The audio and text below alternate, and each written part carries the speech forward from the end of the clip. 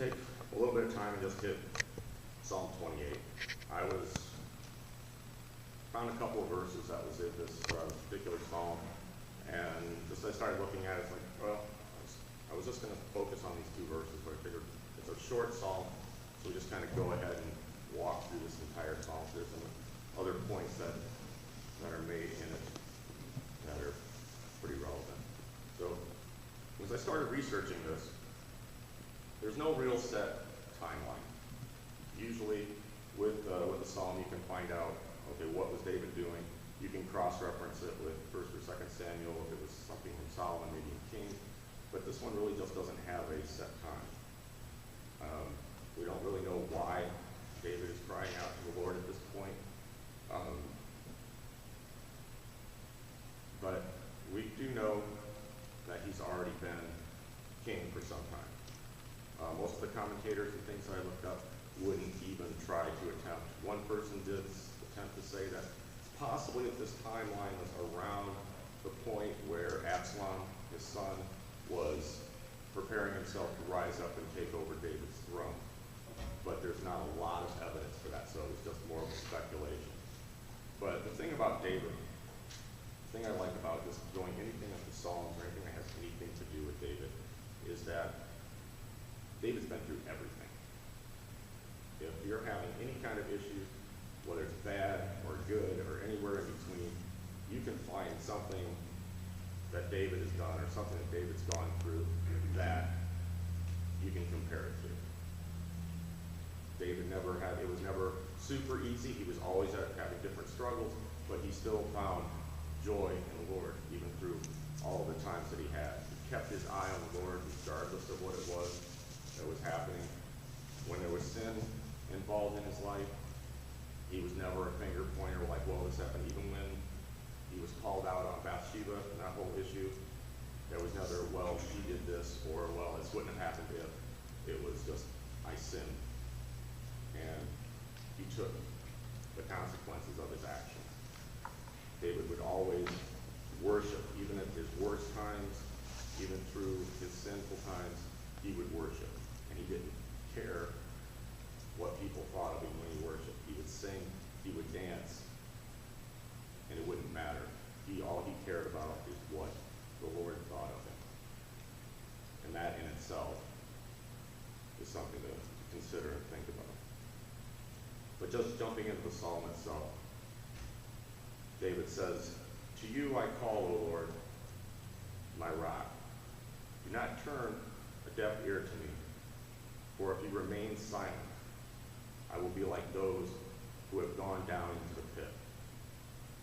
Hear my cry for mercy, as I call to you for help, as I lift my hands towards your most holy place."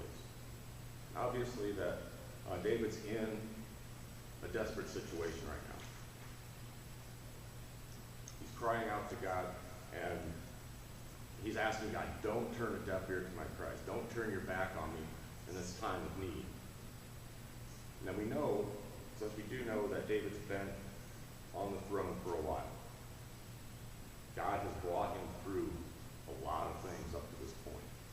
He's lived a lot of his life, and he's had a lot of ups and downs, and God has brought him through everything up to this point.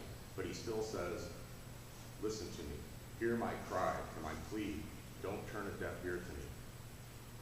And this is somewhat of a typical situation. We get into a problem, and then we cry out to God.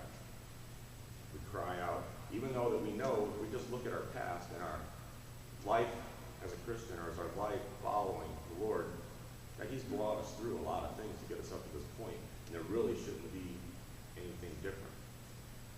But David is begging to him, and usually God has a plan that has to unfold. There are very few times where there's that, I pray and 5 minutes later everything's resolved, taken care of, and done. It's not usually these miracle situations, but God usually has a plan that he's trying to build and work with us.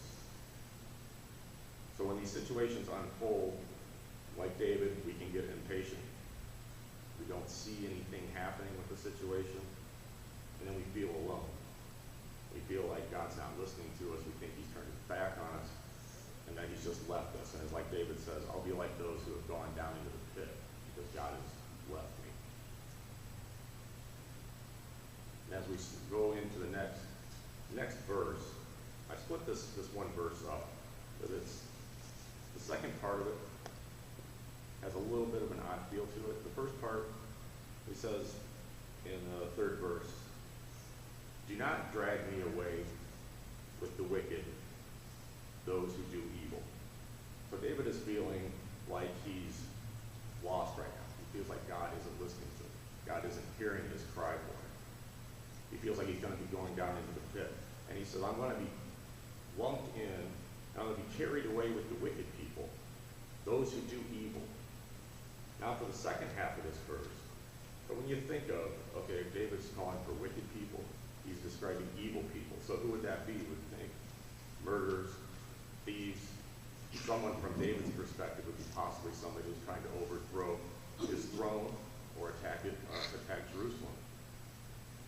But he goes and says, those who speak cordially of their neighbors but harbor malice in their hearts.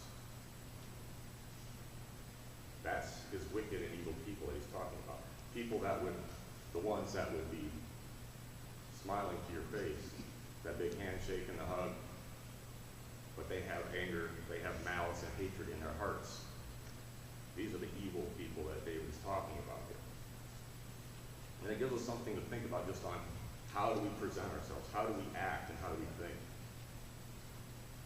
And even with that, if we take that verse, and hold on to that thought of having his wicked and evil people just being those who harbor malice in their heart while they're smiling at you.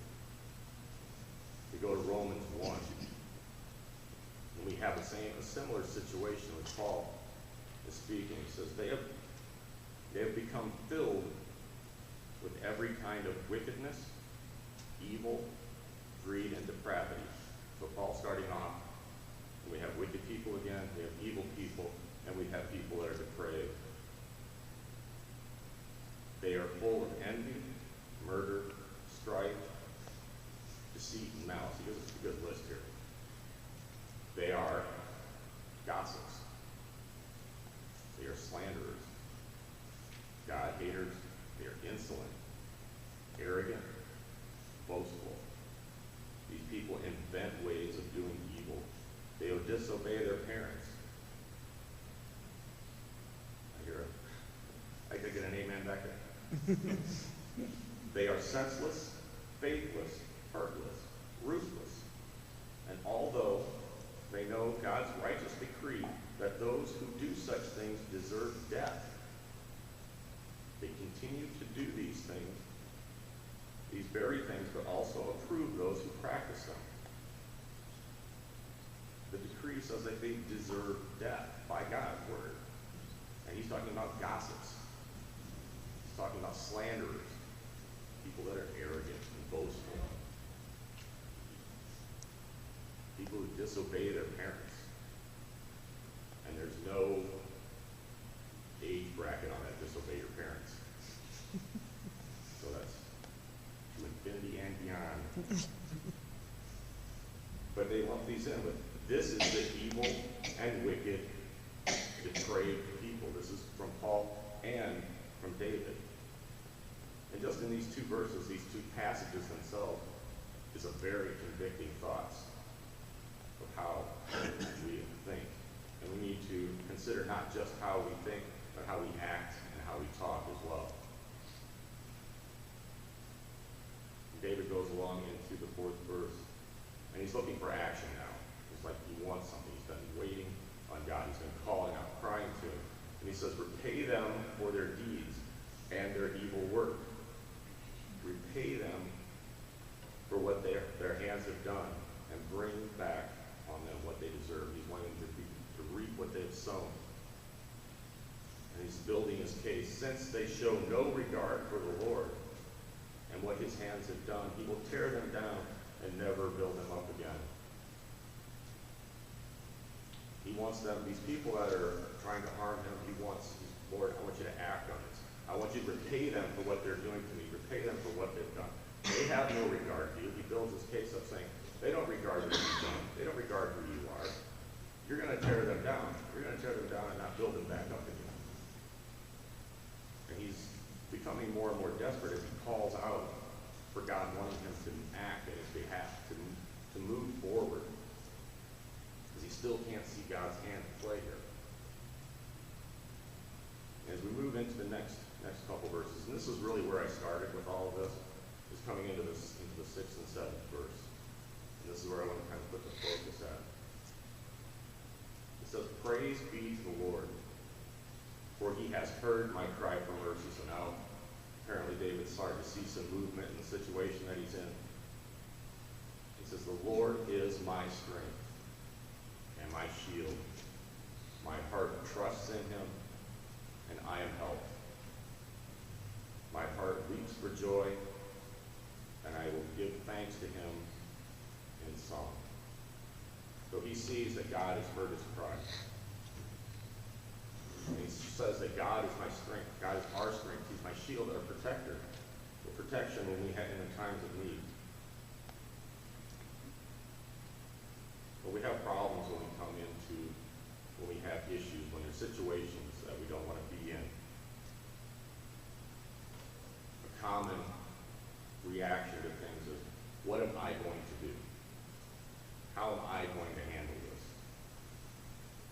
And as soon as we get into what am I going to do, how am I going to do this, we immediately have launched ourselves into doing something in our own strength. We're going to try to handle the problem in our own strength. And from my experience, my energy doesn't last very long trying to do that. Generally, I've made situations worse. You make situations, try to do things on your own. Well, if this would just happen, and usually it makes it worse. Rather than waiting on God and letting his plan unfold, we try to do it on our own strength. We don't allow God to help us. We don't allow God to protect us. And we get out there in front of him, and we end up worse off than we were before. In trouble, whatever it may be, whatever level it might be, the Lord will give us strength. He's our protection against whatever, whoever, usually co-workers, would be against us or want to harm us at any level. So if we rely on God, let him protect us from our situation. Then he goes directly into my heart trusts. And just trust in itself, by definition, a firm belief in the reliability, the truth, strength of someone or something. David says, my heart trusts in him. Or in other words, my heart believes him. And that's where we can run into an issue. We see the scripture. I know what the scripture says, but do I believe what the scripture says? Do I believe it in my heart, what God says? I can see it. We can read it up there. We can read it. I can look at the Bible. I can look at my scriptures. I know that's what it says, but do I believe that? This past week I was looking, it was on Facebook, and it says, describe God with one word. Now really there's not really any way to describe God with one word, but what do you think of when you just bring up the topic of God? What is the first thing that comes to your mind with God? Is it the Almighty? Is it a creator, judge of the universe? You think of powerful? Or you go the other direction and think of a personal, loving Father who longs to know us and wants us to know him and wants to be close with us. And a lot of times we get hung up on one or the other. We're thinking about God. Some people go as far as to think of him just as that judge part, like he's just waiting for us to mess up so he can judge us. But he doesn't really interact with us, and it becomes almost an agnostic situation where God doesn't really care what we do. He's just watching over just with the power that he has. Or we go the other way, where he's all loving, where people go, oh, a loving God would never do that. A loving God wouldn't do this. How could a loving God do such a thing or allow such things to happen? he's not both, if he's just that loving God that, oh, everything you do is fine, I just love you so much, he becomes a wet dish rag. No power, no strength. It's because that God is both of these things. He is all of these things. It's because of that that he's able to sustain us. He's able to fulfill the promises he has. He can protect us because of the power, because of the strength that he has, that he can pass that on to us. He wants to be with us. He is with us all the time. He's with us whether we know it, whether we feel it. He is always there.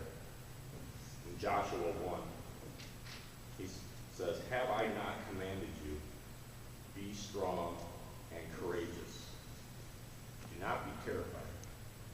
Do not be discouraged, for the Lord your God will be with you wherever you go. It's commanding them. Be strong, be courageous, because we know that God is here. We don't have to be scared. We don't have to be worried about things, because we know that God is here with us. He's among us all the time. That's the same thing as in Matthew 1. It says the virgin will be with child and will give birth to a son, and they will call him Emmanuel, which means God with us. It's the promise that God makes, God with us. And Jesus says at the end of Matthew, and surely I am with you always to the very end of the age. He's going to give us strength, and he is going to be with us all the time. And with that song that we started off with today, the new one I had not heard it. It's written by Tim Timmons. I'd never heard of it before. I believe Tim gave the song to Matt, Matt gave the song to me. So I went down the chain, and when I get a song, when it's somebody I've never heard before, I try to listen to more than just that one song. I just want to hear, okay, what are they about? Is this their style? Is this something that they consistently are like, or is this just like that one song they did, but they're actually like this? So I'm watching videos and things on YouTube of this guy, and one of the songs, they start playing, and they're into the chorus, and then they just kind of taper off, and he just starts talking about his life. And it's not really so much a testimony, just as much as he just wants to interject how the song that he had just written is something that goes along with what's in his life right now. And I'm going to try to quote as much as I can. I wrote some of it down to try to remember what he said. So this is from Tim Timmons, and he says, I've been diagnosed with an incurable cancer, and I have to walk with that. And he says, what if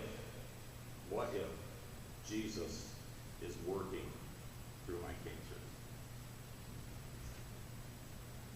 And what if he is God and I am not?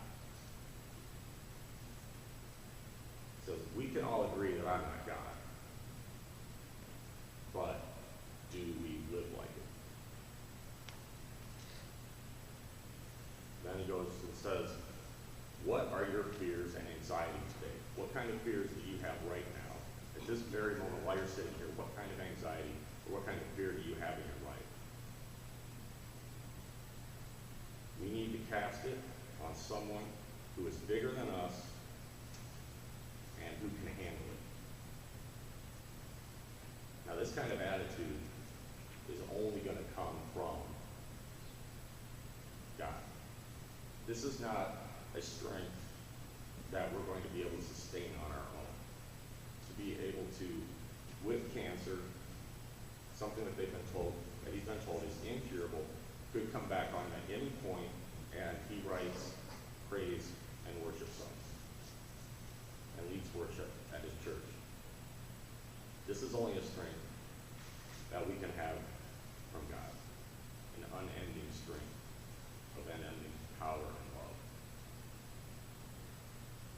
His power is what allows us to move forward in these situations.